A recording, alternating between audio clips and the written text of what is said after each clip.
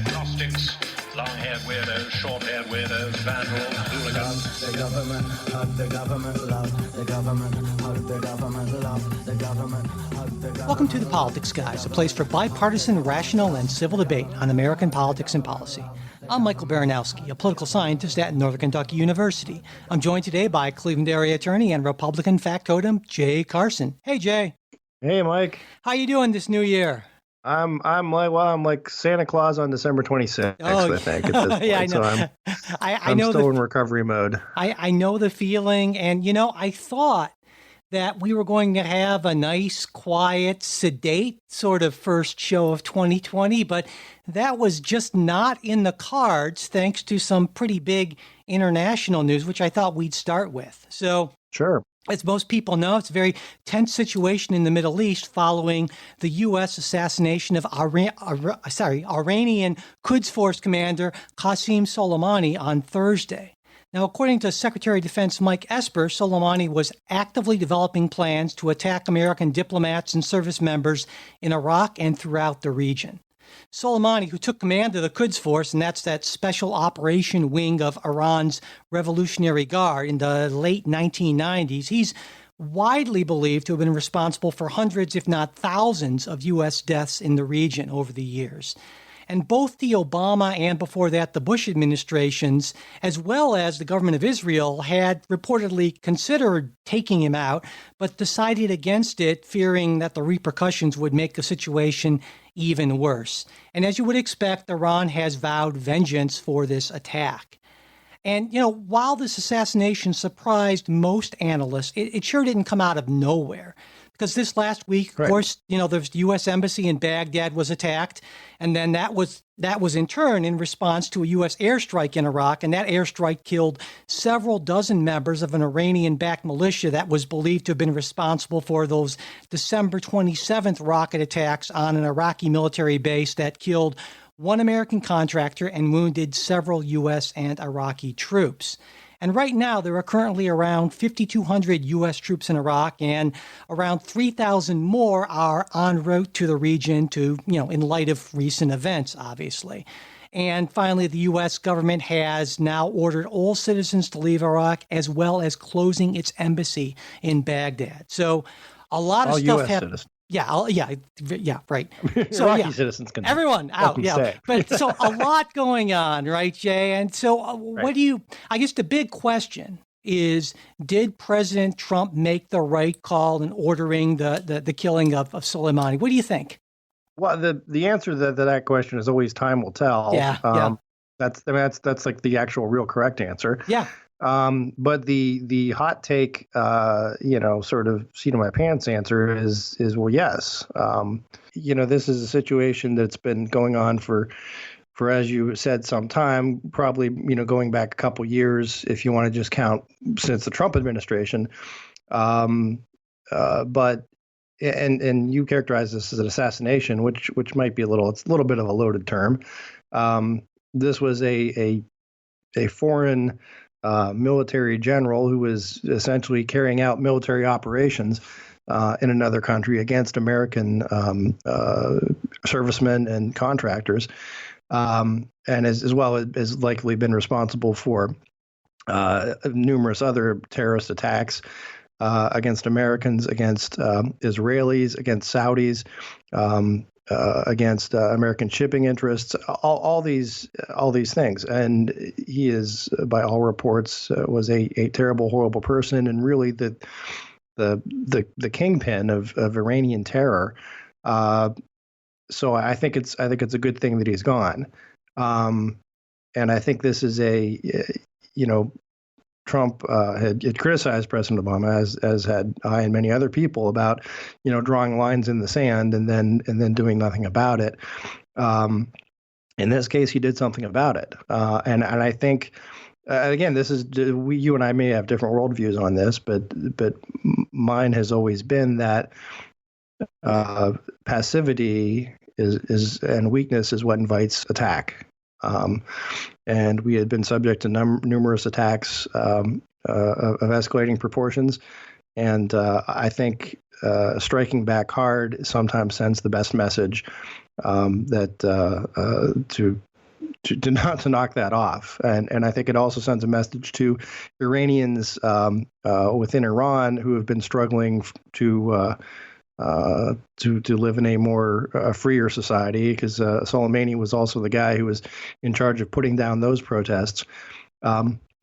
So I think, there's going to be the obvious blowback of people will be aghast and clutching at their pearls, and this is so horrible, and it's the end of the world and so forth. And secretly, I think a lot of those folks will be relieved that he's gone.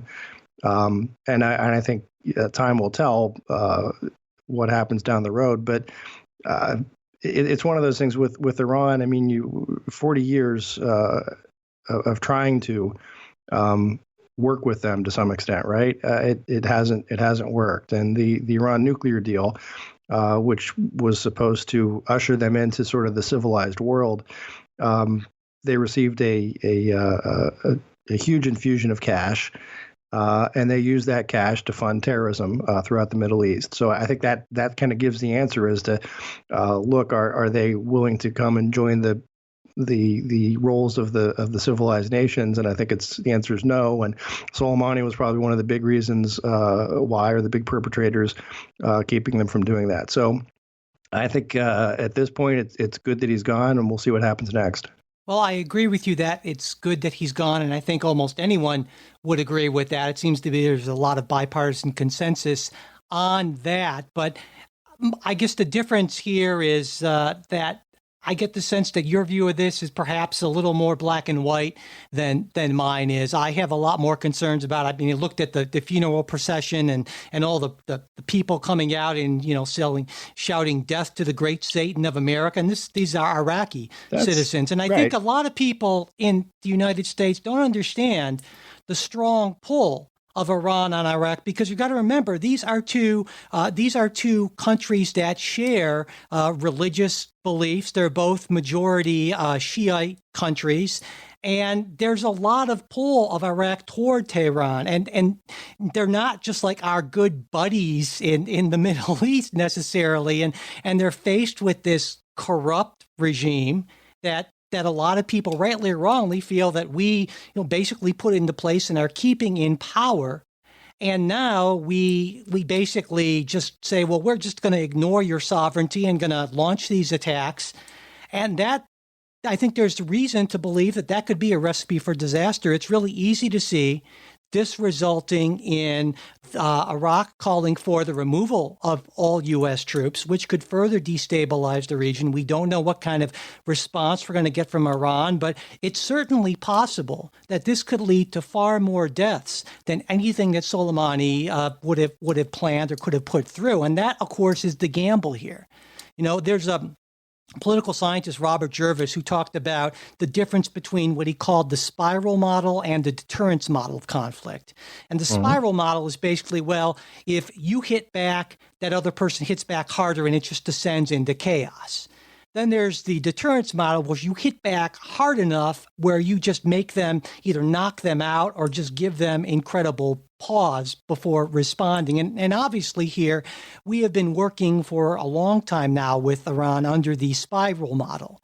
And Trump is trying the deterrence model. And, as you said, time will tell if that works, if that's effective. And so I am hesitant to just condemn this move because, of course, they have a lot of information that we do not have, that we cannot have because of national security reasons. But we'll find out. And the fact that two previous administrations, both Republican and Democratic, and Israel, which, certainly is very concerned about its security, chose not to, and I won't use the word assassinate, I'll more neutral term. I mean, you can use clutching at their pearls, but I won't use assassinate. I'll say kill Soleimani. They chose not to kill him. That suggests something to me, too. And I would hate to say that. Well, no, I won't hate to say that. I certainly am disinclined to give Donald Trump the benefit of the doubt because I feel like in foreign policy, he's demonstrated that he's not one for subtlety or patience or strategic thinking. And so that gives me a certain amount of pause. I hope he's right. And you're certainly right in that what we've been trying for a long time has not been at least as effective as quickly as we would like. I believe that the approach of the Obama administration with the nuclear deal was the right approach and would have borne fruit over time. And we're not talking about years; we're probably talking about decades. But again, you can't prove that counterfactual. Right. No, I would say, I mean, when these other administrations looked at killing him, again, the fact that he was sort of on the list of people we're looking at it, like, look, if we get a shot, we should consider killing them. That's a pretty short list, and one that I think it's probably hard to get on. But the situations that, what was going on in the world at that time was different than what's going on now. And I think the fact that we had this escalation moving forward, and the fact that we had just recently had a U.S. citizen killed, I think it sends a really strong message. So we'll see. But I understand the idea of the Iraqis, but I think there was also celebration in some quarters of Iraq at his death. Sure. And my sense is there are probably more Iraqis there who are quietly celebrating. Again, this is a man who waged war on them for decades before the U.S. got there. So we'll see. But I guess my problem here, Jay, is I'm trying to figure out how this plays out. Like, I can get how might call it the Obama model, and to a lesser extent before that the Bush model of some sort of engagement, more Obama, not really Bush, but how that model would at least potentially play out. But here, Donald Trump obviously made it's a dangerous bet, saying that, okay, we're going to just try to crush Iraq economically. And certainly Iran's economy is in free fall and has been since not only we pulled out of the deal, the nuclear deal, but imposed even greater sanctions. And so, to me, what we're seeing is the playing out of that spiral model. And I'm trying to understand what the end game is. Does the president and do the people who are arguing for this just expect the Iranian hardliners to just say, you know what, you're right, we're going to stop doing this? Or is it more likely, as it seems to me, that they're going to, because of the nature of their belief theocratic government system and the hatred that what we're doing is arising in these groups, are they just going to fight to the death and engage in some sort of massive, outpouring of terrorism that could make the world a far worse place? That to me seems like a much more likely outcome than them just, giving up. It seems to me that we're not. No, I think it's naive. It's naive to say they're just going to give up. So what's going to happen? But if they're going to do this massive outpouring of terrorism, they'll have to do it without Soleimani. Sure, but right? This was a key figure. Yeah, absolutely. Who has now been taken out, and I think. And again, I don't know this stuff other than just what I read in the paper when everybody else could read in the paper. I mean, I don't know what their bench strength is on this. How many people do they have to replace him? Are they as smart, talented, persuasive, all that sort of what he brought? I think there is something to be said that there are people who, for good or for ill, are extremely influential, and you can't just replace them with someone else. Yeah. And I think the bet is that he's one of those people. He is there, whatever, if you want to say it's a, General MacArthur, or of course we did replace MacArthur. I'm trying to think of an. I understand what you're saying. And right, I mean, that's the bet, right? That's the bet that the Trump administration is making. And I think, I certainly hope that they're right in making this bet. I'm just struggling to see what the end game is here. And again, I hope it's just because I don't have all the information and they're right on this, and we're going to look back in 5 years or less and say, my gosh, that was a great call, a great change of course. But I just don't see it. I think the end game is looking at is to curb Iranian adventurism around the region. Yeah, I right? I don't think you can say, well, this is going to, directly lead to regime change. It might help move things in that direction, but that's a long-term goal. see. I think And that would make. Sorry, I think that would make sense if Iran was just another country that had, right. but it's not just another country. And I think a lot of folks, both on the right and the left, have pointed out when you look at their leadership structure and you look at, what keeps them in power. And I think that's the problem we make a lot of times in foreign policies. We say, well, you know what? These folks are just like us. They just Right. look a little different. They dress funny, whatever, but they essentially want the same things and believe the same things. And that's just not true. And I think some of our greatest mistakes in foreign policy have been predicated on this just totally incorrect belief that everyone just wants the same thing that people in the U.S. and the West want. And that just seems to me to be just incredibly wrong. Oh, I think you're exactly right on that. Yeah, that's, to me, that's a huge point. But to me, that sort of justifies all the more reason why I think there is a sense in the Middle East that alliances shift quickly. Sure, yeah. And power and perception of power matters. And I again, you could say rightly or wrongly. But part of that culture in the Middle East is the respect for the strong man, right? Oh yeah, absolutely. And so I think to some extent, if anything, Trump's sort of playing into the that culture, right? Saying, look, this is, you want to play tough, I can play tough with the best of them. Here's your toughest guy. He's gone now. Yeah. Though, of course, that respect for the strongman culture has led to millennia of, war, but, so maybe it's not the greatest. But anyway, I think that the thing we both agree on is that we hope that this was a good bet by President Trump. Yep. And we'll see. As you said, to start off this story, time will tell. Yep. All right, well, let's move to domestic politics, the Democratic presidential race. This week, Julian Castro announced that he was suspending his campaign, saying that with only a month until the Iowa caucuses and given the circumstances of this campaign season, I've determined that it simply isn't our time. Of course, Castro missed qualifying for the last debate, and he'd been polling at well under 2%, so this doesn't really come as a surprise to, hardly anyone. And he also commented before he left the race that, the first two primary states, Iowa and New Hampshire, which traditionally have outsized influence due to their going first, don't reflect the broader Democratic electorate. In fact, when he was campaigning in Iowa, he said that, which probably was a sign that he knew he was getting, you guys shouldn't be first. But so, Jay, before we get into the other primary news, what do you think about not just Castro quitting the race, but his comments in Iowa and New Hampshire? I think it's, and this is there's two different worlds, because I can't imagine a Republican would ever say anything like that. No. Though there have been Republicans who've said to Iowans, they've criticized the early part of it, and that the Iowans are too wed to things like ethanol. And so forth. Yeah, exactly. That's what I was thinking about. So it has been done. I wasn't thinking about the demographic racial kind of.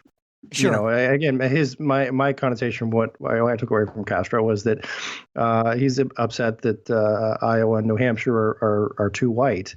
They are white. They're very white. But then there's the implication that follows from that in what he's saying is, look, I'm suspending my campaign because you're too white and racist, and I know you won't vote for a Hispanic man like me. Sure.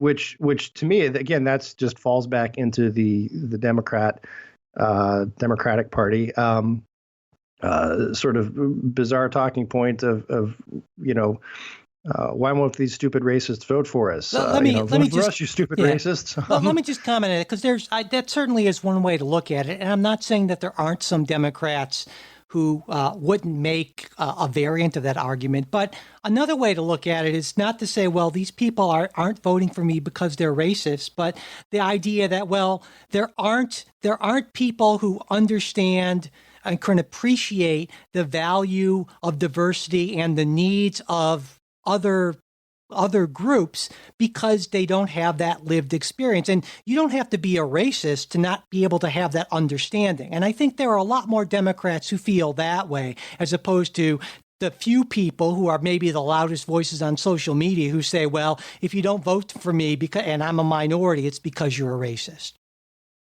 To me, that comes off as a little bit of a euphemism, though. Well, they're not voting for me because there's the racist. It's because they're not comfortable or they don't value diversity. Well, I mean, if you say someone doesn't value diversity, that's a euphemism for calling them a racist. Well, right? How so? I guess. Well, let's talk about this for a minute. What do you mean by racist? I guess. That they are in this context, they are basing their vote, and this is Castro speaking, right? I mean, this is that their vote would be determined primarily based on the racial identity of the candidate. That he feels he has less of a fair shot or less of a shot in those places because there aren't enough people who look like him. See, I don't see it that way. I don't think that Castro really saw it that way. My take on it is kind of the opposite, is that it's not that too many people are viewing Castro's race as a negative, like, oh, I couldn't vote for this brown person.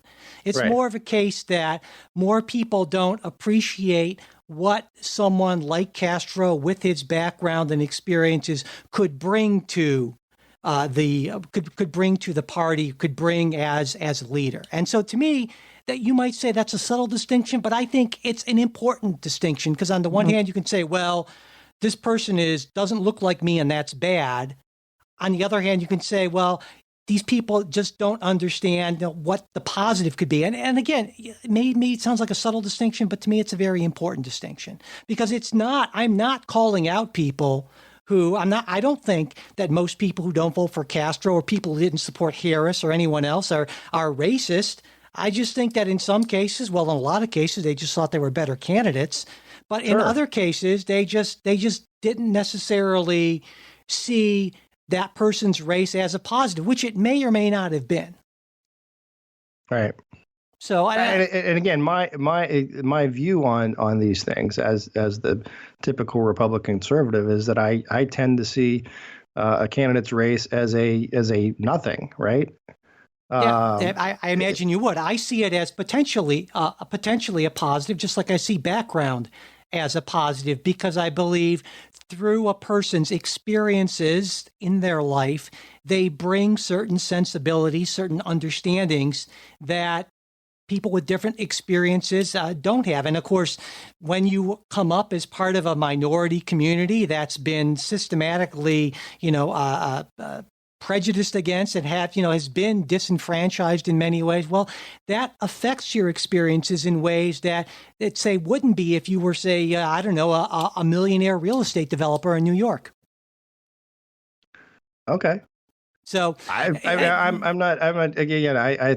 To me, it kind of comes out tomato. I mean, if we're going to say that, the point would be that California voters might value that experience more than Iowa voters, and why just because would they that share be? that experience? Yeah. Because they share that experience. It's a lot easier for someone to understand and appreciate the background and the experiences and what a certain type of person brings to a campaign or brings to a candidacy if they share some of those experiences background. And so I actually agree with Castro. I favor a more balanced primary process. And by balanced, I mean more evenly spread out, both in terms of delegates. So I'm not crazy about Super Tuesdays. And also more demographically diverse. Both Iowa and New Hampshire. I can absolutely agree with you on those on those two pieces. Okay. Yeah, I don't have any issue of is the way that we do primaries sort of goofy. Okay. With Iowa and New Hampshire, yes, it's absolutely goofy. The only thing that I think would serve as a reasonable defense to that would be sort of my fallback on tradition as well. Like, it's goofy, but that's the way we've always done it, or that's the way we've done it for quite a while. But no, and again, conservatives have for years bemoaned the outsized influence that Iowa has on dumb things like ethanol and so forth.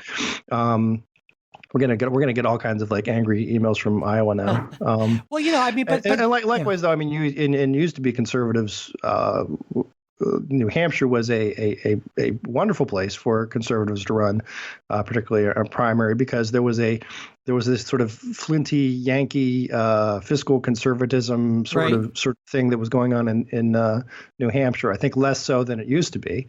But there was always that argument that New Hampshire pulled towards the right, inordinately.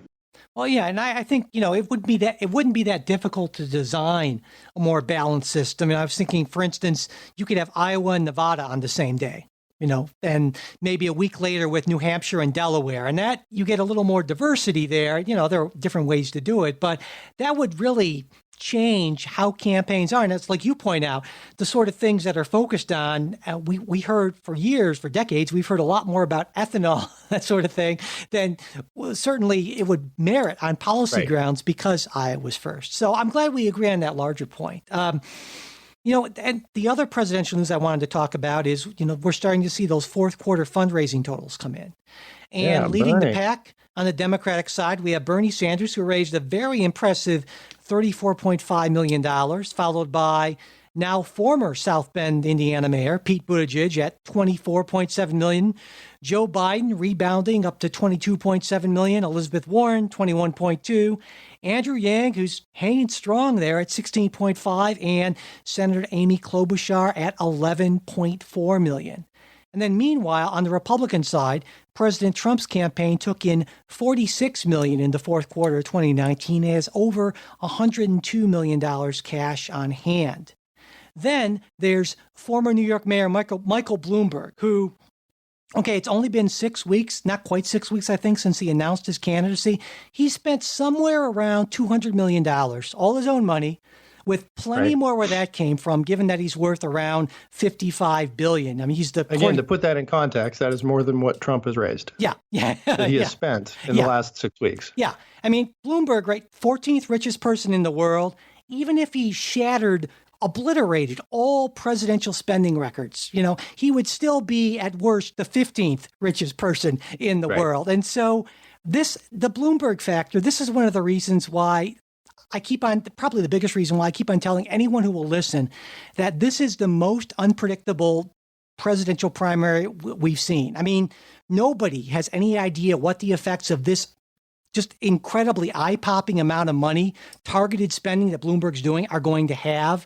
We'll find out after Super Tuesday, but anyone who says they know what's going to happen on the Democratic side is just, someone's going to guess right, but this is totally new ground. And as a political scientist, to me, it's utterly fascinating, but also, just like, wow, who the hell knows what's going to happen, honestly. So Jay, what do you think? But I would say, yes, you're right that this is a little unprecedented that you've got this much money that someone can self-finance and pour into a campaign. But on the other hand, from what we've seen so far, it hasn't really moved the polls all that much. Well, there hasn't been a lot of polling in the Super Tuesday states yet, so we're not really sure. I mean, we've seen a lot of polling in Iowa and New Hampshire, and the national polling, I would argue, isn't going to tell us a whole lot just because Bloomberg is targeting his ads, very, very specifically toward those Super Tuesday states. So we don't really have any good indicators. Maybe it won't do a whole lot, but this will be a real test of the power of this sort of targeted advertising. But I get the sense that you don't think it's going to be that influential. I don't know what I don't want to put words in your mouth. I think he's gotten in too late. He hasn't made it to any of the debates, which are just sort of like at this point winding down, right? And what he is running on, it's not particularly clear other than I'm running against Trump.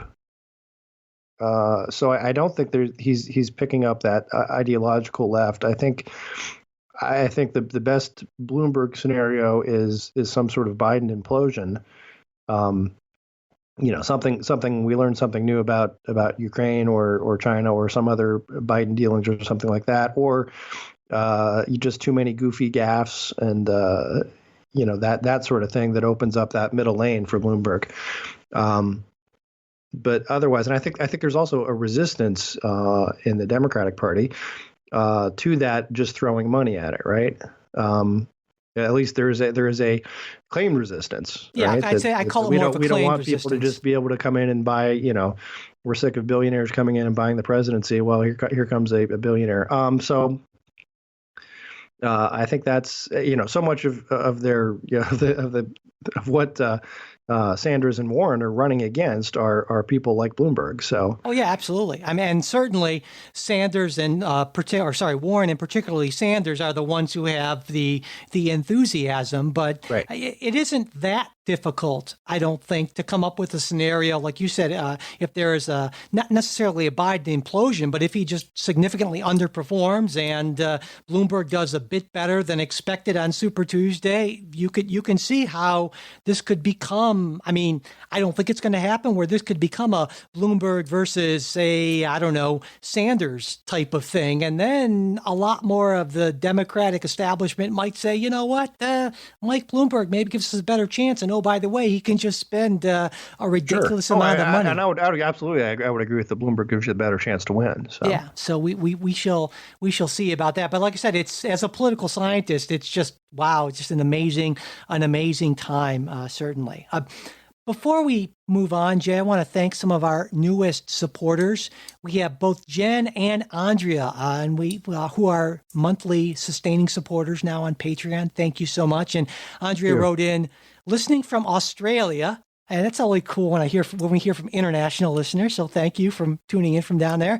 I appreciate the bipartisan opinions. It's reassuring to know that there are sane Americans above the Fox noise. So I guess Andrea probably favors more my side of things than yours, Jay. But thank you, Andrea. We really appreciate it. And of course, when you become a monthly sustaining supporter on the show through Patreon, you get access to our weekly bonus show and a bunch of other things we put together for you at various support levels.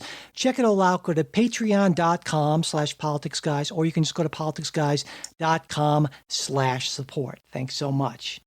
All right, moving on. Jay, we talked about this a little bit. We wanted to do something different for our first show of 2020, our hopes and predictions for the new year. And okay, as a social scientist, for me, defining terms is a really important thing. It's one of the first geeky questions. Say, well, what do you mean by that? Which we just did today, with racism, right? So here's what we mean. Here's what our kind of agreed upon meanings for hopes and predictions.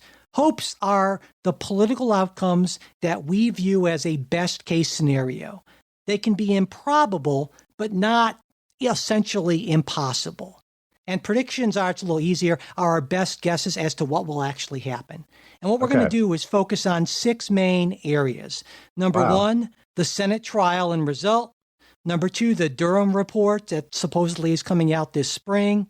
Number 3, the trade war with China, the situation with Iran, the congressional election results, and the presidential nomination and election results. That's a lot of stuff. Okay. Yeah, we'll see what we can get through, but we've got some time. So let's start with the Senate trial and result. Jay, what's your hope about that? Your best case scenario as to how you see this coming out? I would say best case scenario would be there is a trial in the Senate. There are some witnesses called. There is a vote. Trump is acquitted with, let's say 4 Democratic votes. Okay. That's sort of my best. I would say I think the more likely is Trump is acquitted. Party line plus Joe Manchin. Okay, so that's your prediction. It's going to be 1 Democrat voting for acquittal. On this, we're not that far apart. So I want to start with one thing that's a little different in my hope, and I want to talk. Unanimous. No. I mean, this again has to be at least probable. I mean, not totally impossible. Sorry. Right. So I started my hope with an agreement on process, how this is going to work out. And this kind of gets in there were some written witnesses, an agreement that at least 2/3 of the Senate approves. Now, last time, for the Clinton impeachment and trial, for the trial, it was a unanimous consent agreement on the rules. We're not going to get that this time, but I would be thrilled. I would be thrilled if at least 2/3 of the Senate, which would mean something like 14 or so Democrats, can sign on to whatever, because that to me would be a sign that these proceedings are truly bipartisan. And sure, maybe some people who are further left than me don't like them, but I think that gives it a lot more legitimacy. And I hope that happens. You probably agree with me on that, right? I think so, depending on what the procedures are and how it's. Sure. Again, obviously, I have trouble with the House dictating the procedures to the Senate. And the House can't do that, obviously, right. But yeah. But they're trying. Sure, they're trying. I mean, they're trying to exert that so pressure. Absolutely. I think that's how that is played out. So, yeah. But in terms of that, let me ask you, my prediction here is that there's going to be a process agreement that gets a few Democrat votes, but nowhere close to 2/3 of the Senate. Would you say that's about right? I'd agree on that. Yes. Okay. Yeah. And then in terms of what will happen, my hope is that it won't be an entirely party line vote on conviction and removal. And I see I agree with you that there are probably potentially going to be a few Democrats voting to acquit. And I'm thinking of Doug Jones in Alabama, Joe Manchin in West Virginia, Kristen Sinema in Arizona. And then there are also some Republicans who you could possibly see voting to convict, depending on how things go. There's Susan Collins, Lisa Murkowski, Cory Gardner, maybe McSally Romney, I don't know. But those are not totally out of the realm of possibility, though that's not my prediction.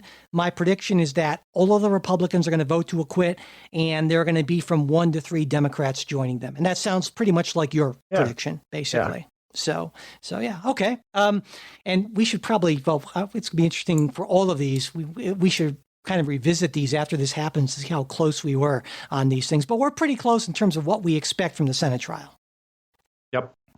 All right, moving on to the Durham report. And for people who need a refresher on what that is the investigation that Attorney General Barr ordered on not just the FBI, but how the broader intelligence community had handled that Crossfire Hurricane investigation into Russian influence and possible coordination or not collaboration with the Trump campaign, right? And of course, the internal Justice Department investigation found that there were some serious problems with the FBI, but that the investigation was lawfully and correctly predicated, though the bar was set pretty low.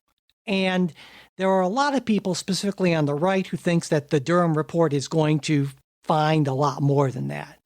Now, my hope here is that the Durham report isn't going to be significantly different from that IG, the Horowitz report, that he'll find some major procedural issues, just like Horowitz did, but that there's no political bias and there won't be anything that rises to the level of a criminal indictment. And I hope that because I would like to think that our intelligence community is not engaged in that. That would be horrifically bad. So that's why that's my hope. Now, it's not a pro or anti-Trump thing. It's just I hope that we don't have a rogue intelligence community. Right.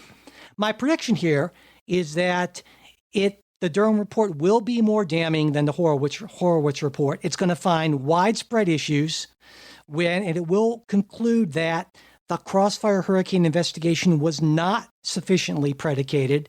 It's going to lead to some firings and some pretty drastic, some Senate hearings, certainly, but I don't think there will be any major indictments. So, Jay, what do you think?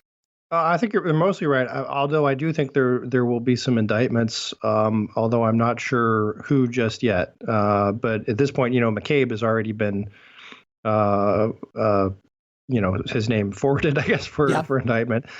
But I think there's going to be some other things. And when you talk about systemic failures, I would differ a little bit in that sometimes what we call systemic failures are human failures, right? When you have a Justice Department lawyer altering an email to make it sound the exact opposite of what it is, that's not a problem. Well, the system just isn't quite working right. Yeah. No, that guy's a crook. Yep. So I think there's going to be some indictments. I don't know who yet because I don't have that kind of information, but I would say McCabe would be probably top of the list just based on what we know so far. Yeah, and I don't necessarily disagree with that. I think, it's very subjective to say what's a major indictment and what's not.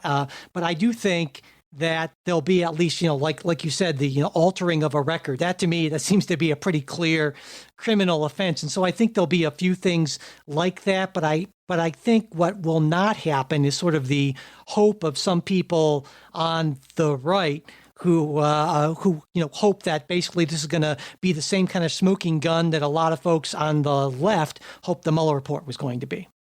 Right. So, but yeah, we shall see on that. All right, let's moving on. Next, the trade war with China. Why don't you go first for your hope and prediction on this, Jay? I think my hope and my prediction are probably going to be more or less about the same. Oh, okay. I think we will continue to work towards some trade agreement that is going to be imperfect, but probably better than what we started with. Okay. I again, this is, with Trump, it's just so strange because you get these kind of fits and starts of, okay, we're going to sign the deal, we're ready to go up. No, something else has blown up. Yeah. But at this point, we really do seem to have some momentum and be moving the sort of to de-escalating the trade war.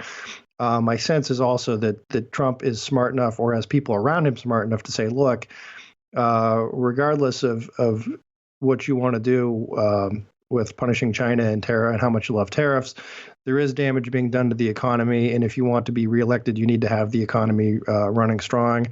And there will be that impetus for him to cut back on the trade war, both with China and these other little goofy thing with France or Canadian milk or I mean, all these other sort of little silly things will start put aside in order to for the greater good of the economy. Yeah, my hope here is, I think since we have the same sort of views on trade, is very much like yours, is I hope that the Chinese will make some non-trivial concessions on the major issues like intellectual property, opening markets. I was going to say state subsidies, but I think that's too much to ask for, even in a hope. But my prediction is a little more pessimistic than yours. I think, just like everyone else, the Chinese are waiting for the 2020 election and hoping that we'll elect a president who's going to be a lot more willing to work with them. And so I think they're going to be much more resistant to making concessions until January of 2021. And so I see maybe an agreement that really isn't much at all. Maybe it gives the president something to say, but substantively, it's just not much, and it doesn't address any of the fundamental problems. We'd see something of like a ceasefire, perhaps. Yeah, exactly, that sort of thing. Yeah. And so that might be enough for the president to go to his base and say, hey, I got this agreement, but I don't think that substantively we're going to see much at all. And would you? I guess that's not too far apart from where I was. Yeah, I think you're right. What about? I would agree. I don't see that we're going to sign a major relationship-changing trade agreement in the next year. Yeah, not. I think it'll be these series of small sort of steps and small de-escalations and rolling back sanctions and that sort of thing. Yeah, I think moving forward, I think no matter who is elected in November, that in early 2021, we're going to see some movement on this one way or the other. Would you agree? Yeah, I think so. Yeah. Okay. Yeah, I think so. Moving on to something we talked about earlier, Iran and Iraq. So what's your hope and prediction for this new, not really new, but certainly escalating tensions in this area?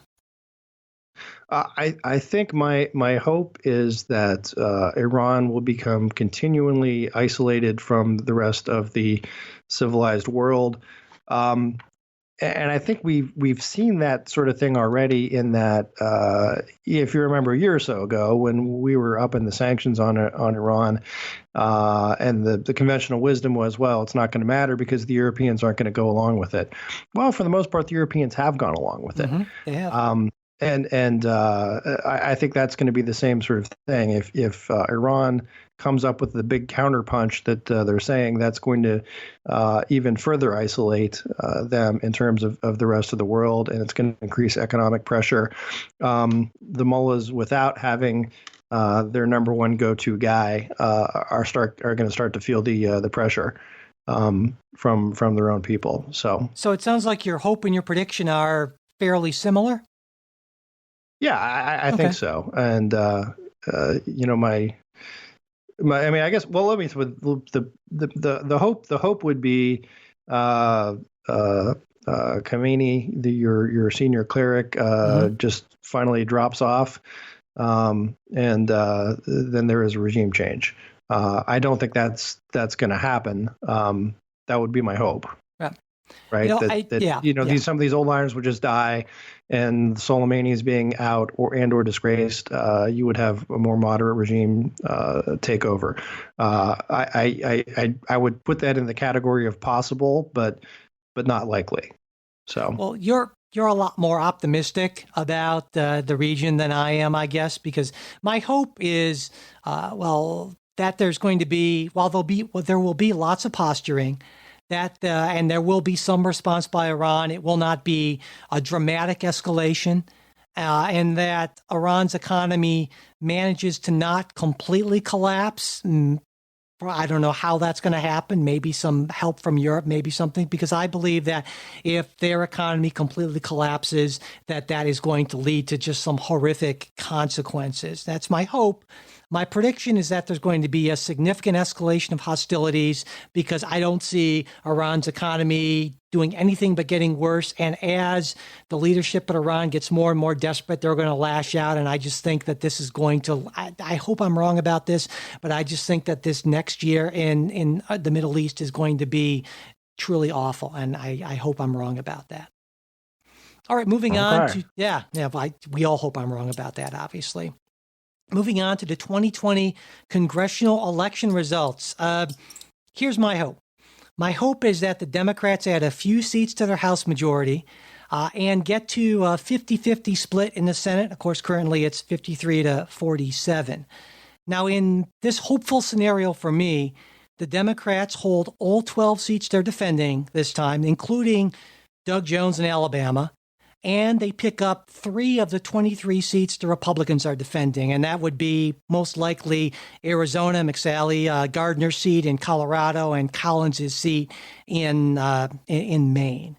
Now, my prediction is that Democrats keep their House majority, but I think they might actually lose a handful of seats because there were just too many toss-up seats that are currently held by Democrats because they did so well in 2018 in the House.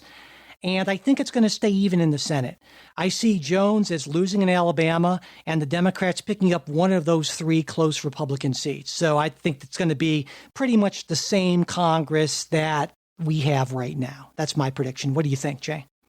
I think that's pretty in line with what I'm thinking. I would say the Democrats you will have a lot of these Democrats in more moderate districts have a tough time because of the impeachment vote and because of just being tied to the more liberal wing, the liberal wing of their party. Yeah.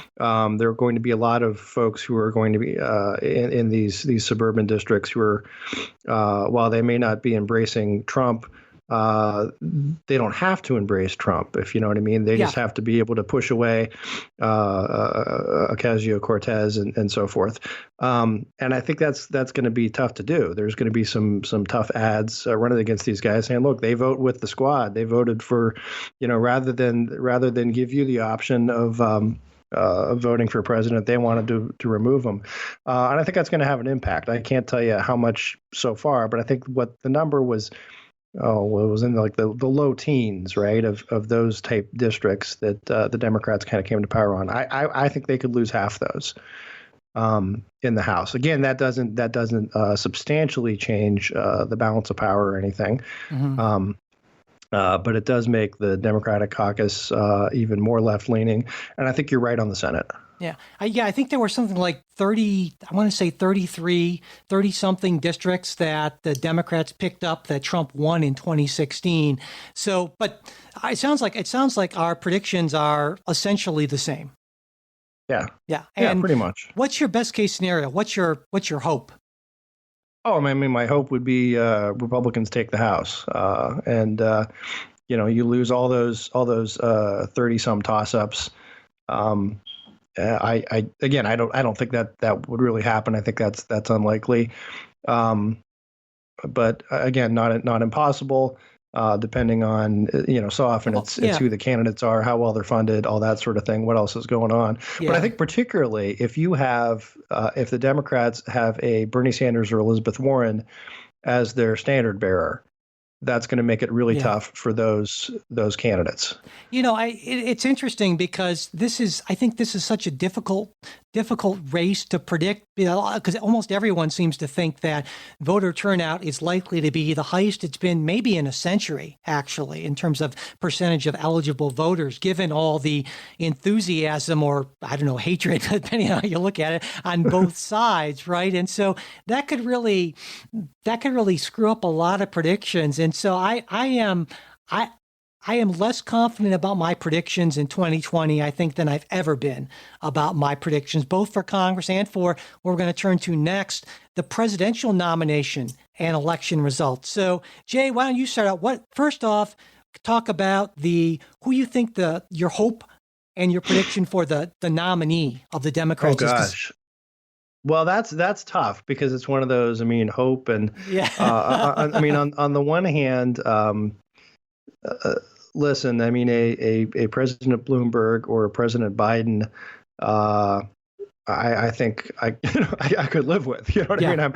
I'm certainly would not. They wouldn't be my first choice, but both of them would be, and probably more Bloomberg, wouldn't be particularly ideological. It would be more sort of a technocratic, and there'd be plenty of stuff that I wouldn't like, but it wouldn't be this sort of fundamental change to the way America's run for the last couple hundred years. Yeah.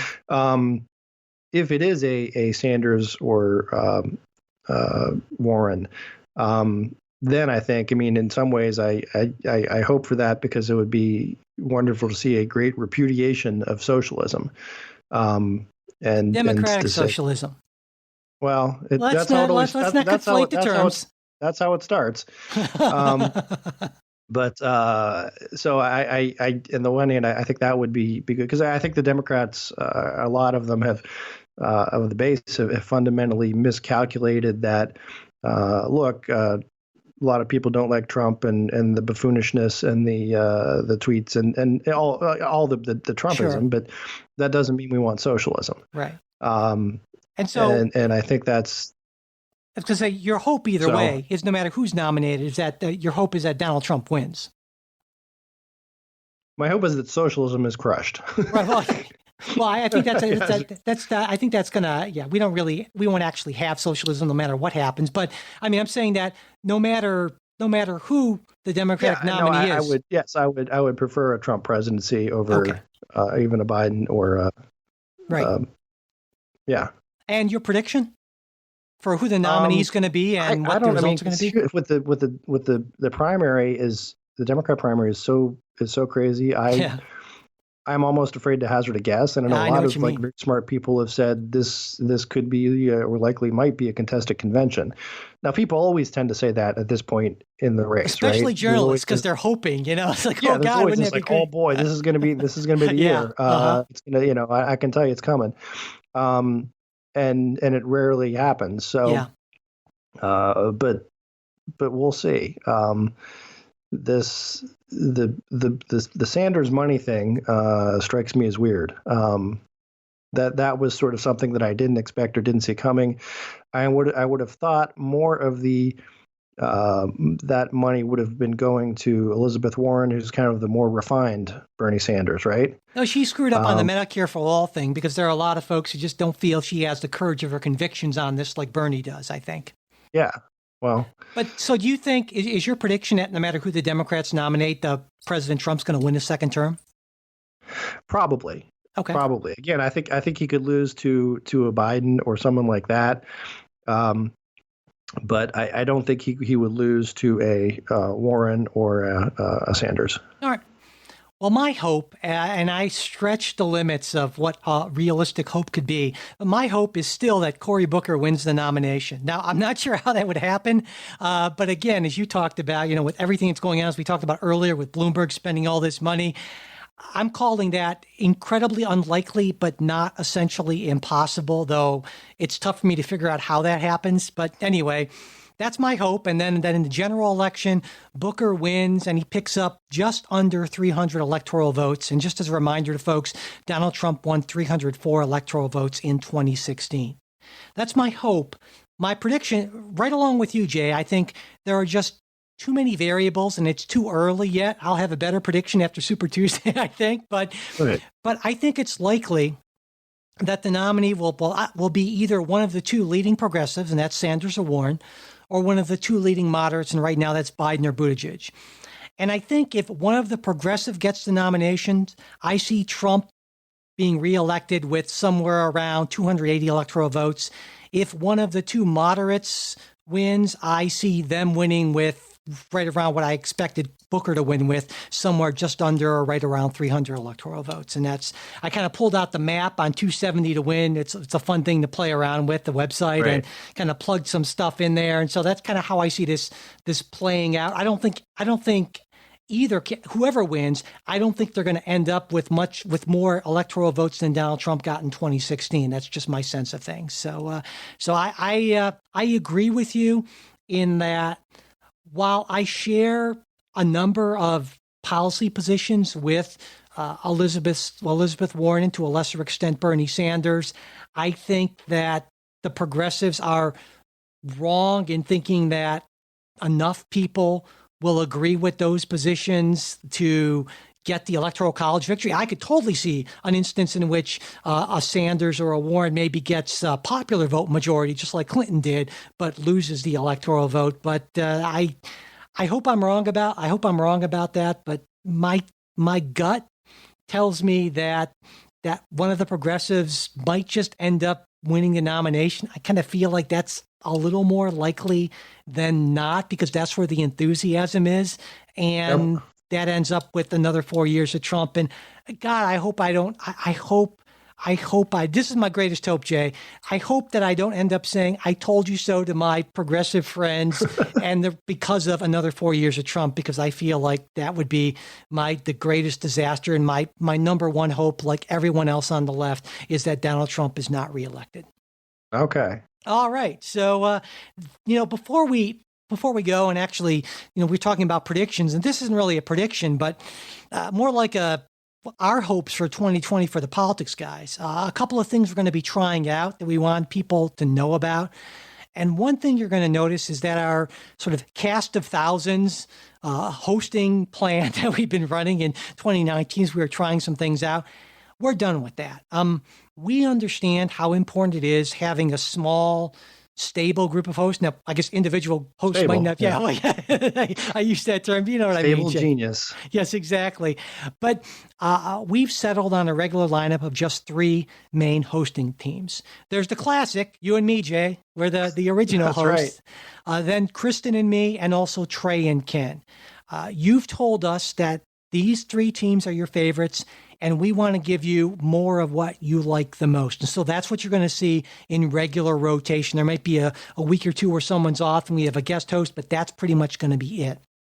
Second, we're going to be experimenting with limited sponsorships for the show. And Jay, you remember we've done this in the past, but we went away from it because of two big issues for us. I mean, we love the free stuff, right? That was kind of cool. But first off, we didn't have a lot of choice. I mean, at the time we signed a deal under which we ran these ads, our ability to say no to specific advertisers was limited.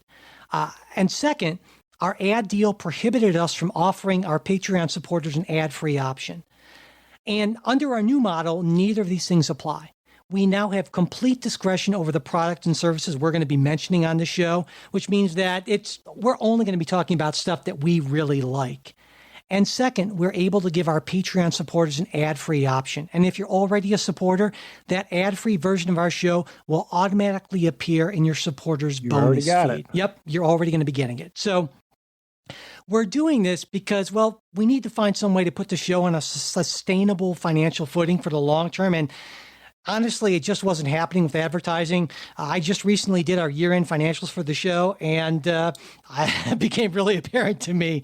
So our preference, of course, would be to bring in enough solely from supporters to keep the show going. And if that ever ends up happening, hey, that would be great. So if what we're doing here matters to you, and if you're not yet a supporter and you're able to support the show, we would love it if you could do that. You know, there are all these extra things you get as a supporter, including the weekly bonus show. And Jay, you and I are going to be doing that in just a few minutes. That should be fun. There's our weekly quick take. Trey's doing it this week. Politics Guys gear and a bunch more stuff. And again, just go to patreon.com/politicsguys or politicsguys.com/support.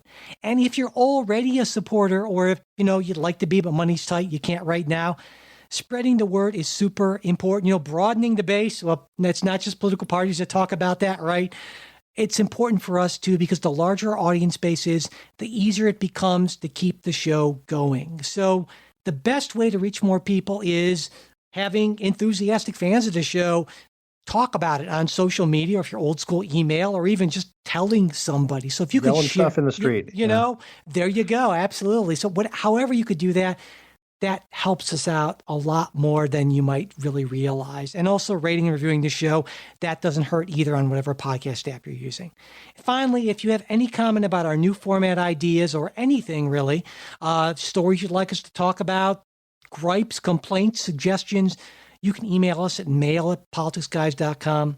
We also, late last year, started great discussions on our bipartisan politics subreddit. It's reddit.com/r/bipartisan politics. I've been really impressed by the quality of the discussion there. And you'll find the URL for that in the show notes if you don't want to remember that big thing. We also have our Facebook page, facebook.com/politicsguys page, and we are on Twitter @politicsguys. The executive producers of the Politics Guys are Bruce Johnson, Wilma Moreno, Andra Masker, and Daniel Toe. Today's show is produced by Michael Baranowski. We'll be back with a new show on Wednesday. We hope you'll join us.